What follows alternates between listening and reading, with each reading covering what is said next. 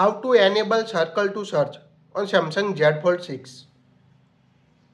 Open the app drawer on your device. Tap the settings app.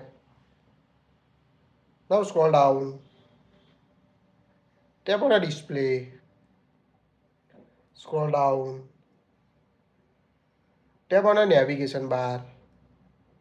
Here you can find circle to search option. Toggle on it. Touch and hold the home button if you use 3-button navigation, or the navigation handle to search using the content on screen. Now open any screen or page and long press the home button. Now you can see hold the home button to search what's on screen. Tap on try it. Now circle. Now you can find the related searches. So quite useful feature to quickly find any information using the circle to search on your Samsung Z Fold 6 device.